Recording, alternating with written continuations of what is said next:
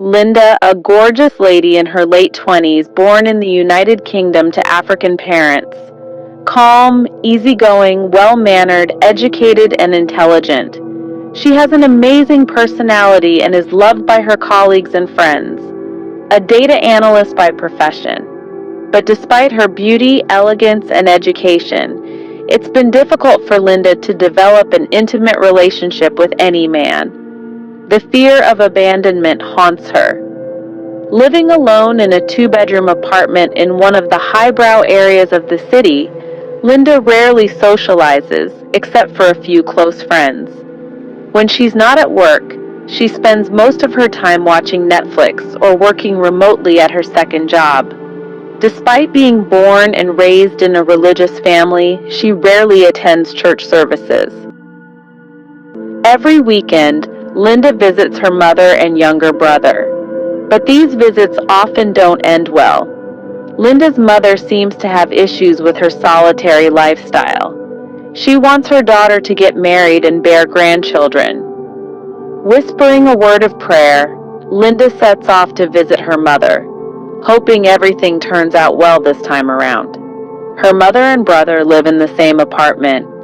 Her 24-year-old brother, born with several health issues, is still looked after by her mother.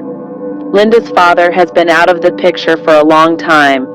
After divorcing Linda's mother, he moved to another part of the country and remarried. Her mother received full custody, but he never visited, only paying child support. As a child, Linda faced many challenges growing up with her mother and brother. Her mother, very religious, never remarried. She constantly prayed and waited for her husband's return. Fondly called Mummy Linda, she was often depressed as she struggled to raise her children alone. While her younger child underwent several surgeries, she spent most of her time at the hospital with him. Linda's mom, a typical African mother, has tried several times to pair her up with sons of family friends and young men from their local church. But Linda has remained adamant, always responding the same way. "Mama, not now. I am not ready yet." "Ha, my village people have finally caught up with me," she cried out, clinging to the hem of her clothes. "My village people are holding on tightly, refusing to let go." "You were not ready at 22 years old. Even at 25 you said the same thing, and now you are slowly approaching 30. My child, please don't do this to me. Marry somebody and give me a grandchild," Linda's mom pleaded. Before this time, Linda had always kept mute whenever her mom brought up the issues of finding a man, getting married, or giving her grandchildren. First, out of respect for her mother, and secondly, to avoid reminding her mother of what they had been through at the hands of their father. She wished her mother had stopped at that point, but it seems she wasn't done talking. "See Auntie Betty, all her children. The 4 of them are all married. Look at Baba Fred's sons and daughters. They have children of their own.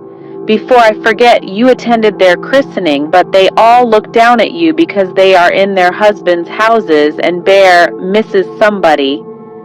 Linda, my daughter, take this shame away. Please, my daughter, look for a man and settle down like your mates," she pleaded further. At this time, Linda had her back turned to her mother, had tears streaming down her face. She was secretly sobbing. She turned around screaming, "I hate you! I hate you! You are the cause of my pain. You and that man you call your husband. I hate you both. Every time you push me to get married and live the same miserable life you lived with my father. Take a deep look at yourself, Mom. Do you pray the same for anyone else? Papa treated you like trash while he was with us. He maltreated you, disrespected you, and beat you even while you were pregnant. And what did he do when you gave birth to my younger brother? He left because he didn't want to be called the father of a disabled child. Mom, how come you want me to follow same steps as you? Why do you want me to get married to someone that would abandon me when I need him most? Never, never, I say, Not in this life, nor in the life to come. No one will use and trash me like your husband did to you, Linda yelled as she stormed out of the apartment. It was Mummy Linda's turn to cry now. Oh, I said it. They've got me, my village people. At first they took my husband away from me, and now it's my daughter. My enemies will not succeed. I must fight back, she cried. Linda, come back here. Don't you ever walk away while I am still talking. I didn't raise you that way, she called out, but Linda was far beyond her reach. For years, Linda secretly nursed this pain. As a young child, she saw her mother constantly maltreated by her father. Her father hit her mother at the slightest provocation. She wasn't allowed to step out of the house unless she was heading to work. Her father always dropped her off and picked her up when she was done with work. They went to the shops together. She picked up what she needed for the house and her father paid for it. She wasn't allowed to keep any money of her own or own a bank card. She had no friends except her family and church members who rarely visited them. She didn't have a life of her own. Linda saw her mother being beaten even while pregnant, but never reported it to the authorities. Linda's father never failed to remind her mother how he did her a favor by picking her up from the gutters, cleaning her up, and getting married to her. You are a child of nobody, a peasant. Who knew your family existed before I married you? I transformed your life and that of your family. Without me, your wretched parents would have died in poverty. I sent your useless brothers to higher institutions. You and your entire family members need to worship the ground I stand on. I brought you to this country and you must do what I say. Has any member of your family ever boarded a plane? If you ever call the police on me, I will make sure they deport you and send you back to your ghetto life in the village, he boasted while threatening her. On several occasions at work, Mummy Linda had gone in with a black eye. Her manager had reported it to the authorities, but she defended her husband and refused to speak regarding the incident. People in her local church have tried to help her, but she has declined, as she would rather tell them to pray for her husband to change. I am still praying and fasting for my husband. He will come around one day. Mummy Linda would tell members who tried to help her out of her predicament. Linda's maternal grandparents knew what their daughter was going through at the hands of their son-in-law, yet they encouraged her to stay and endure. Men are always men. It's their nature to cheat and misbehave. Just turn a blind eye when he misbehaves. He would change after trying everything outside and seeing that the best awaits him at home, Grandma would say. As for her siblings, they had a different perspective on the situation. Big sis, please come back home if this man doesn't stop maltreating you. We would gladly refund his bride price and all the money he spent on our education, her siblings would tell her. Linda's father left the home when her younger brother Daniel was born. Daniel was born with several deformities. Who knows? Perhaps the deformities were due to the beating she received while pregnant with him. Linda's father left the home because he could not bear to be called the father of a special needs child. It's a thing of shame, a cultural stigma associated with a child with special needs. By the way, Linda's father had options. He had 3 baby mamas in Africa besides being married to Linda's mother. He didn't choose any of them when he remarried. He had a fresh pick, a young East African lady, a few years older than his first daughter, Linda. His new catch had just arrived in the country on a visiting visa when they met. He promised to help her get residency if she married him.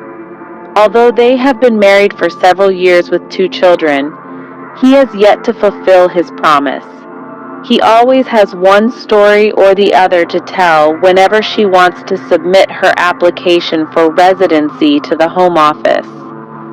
The most recent lie he told her was that his passport was missing. He made all these excuses so she would always depend on him, Linda had left her mother's apartment crying. This was the last straw that broke the camel's back. She had nursed the pain in secret for years. Her father's behavior towards her mother left a deep scar that seemed impossible to heal. Linda disgusts men. They irritate her. She sees all men through her father's lenses. She vowed never to date a man, let alone get married to one. Her father was the reason for the weird decision she had to make.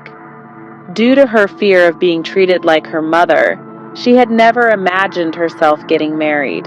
As she ran out of the house crying, she got into her car and slammed the door.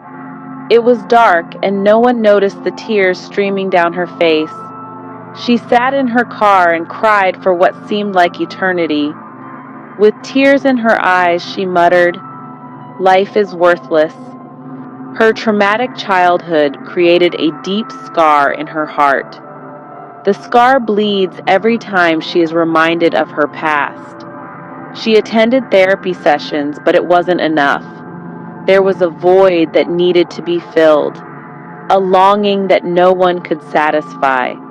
After turning on her car's engine, she drove slowly out of the parking lot, still shaken from the argument with her mother. A never-ending stream of tears blinded her vision. Her mind raced through her childhood. She experienced a lot of trauma to last her a lifetime. In elementary school, Linda dreaded Father's Day and parents' evenings. She had been humiliated by her classmates and teachers on numerous occasions.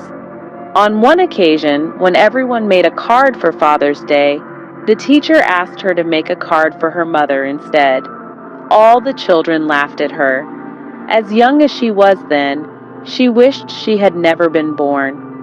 At the end of elementary school, her school organized a farewell party for the pupils. She watched as her friends were congratulated by their parents. Although she won the prize for outstanding performance in mathematics and science, she stood alone, no family member to cheer her up. That morning, Daniel had a high temperature and difficulty breathing like other times. Her mother had to take him to the hospital, leaving Linda in the care of a neighbor. She wiped off her tears with the back of her hand and took a deep breath.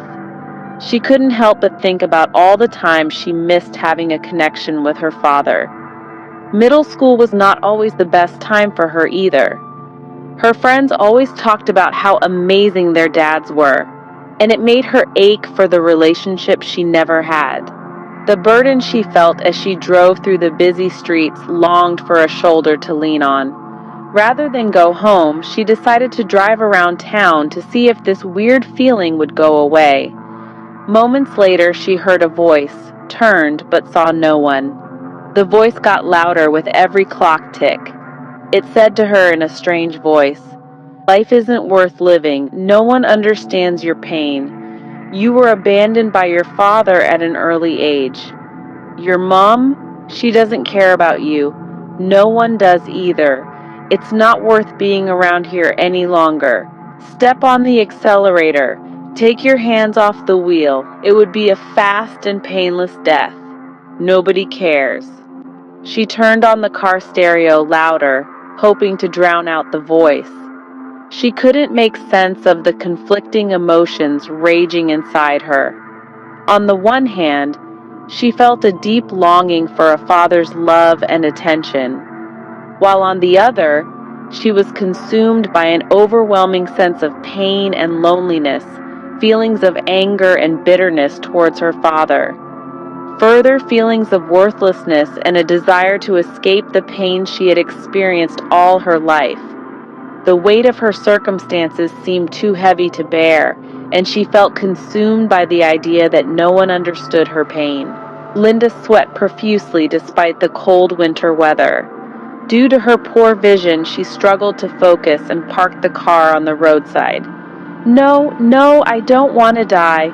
Not now, I'm not ready yet," she screamed. Her body was still shaking and sweating after the strange encounter. She picked up her phone to call her childhood friend, but the battery had run out. Everything seems to be in the wrong at that evening. She braced herself up, started the engine, and drove off again. As she drove past a shopping mall, she decided to stop for some groceries. She hadn't eaten all day. She eagerly anticipated eating the basmati rice and sumptuous vegetable sauce garnished with assorted smoked fish her mother had prepared for the evening. Despite her difficult circumstances, she found comfort in enjoying her mother's meal. She felt comforted eating these meals. Sadly, the evening turned sour. The event of that evening was significant, a turning point in Linda's life. In the same way as her mother, she hoped and believed that her father would come back one day and be reunited with her family. This hope had now been dashed to the ground. Her desire for comfort and belonging had been met with disappointment and a harsh reality. It further reinforced her feelings of isolation and the idea that no one truly understands her pain. She drove into the parking lot and walked into one of the stores. She grabbed a few items, and as she stepped out of the shop, a familiar voice called her name. "Hi, Linda. So glad to see you again," a voice called out. Linda froze on her feet when she heard the voice. It was a familiar voice. In that shock, all her groceries fell from her hands, rolling all over the floor. She stood speechless, gazing at the person standing and smiling before her. Subscribe to get notified for other nonfiction stories.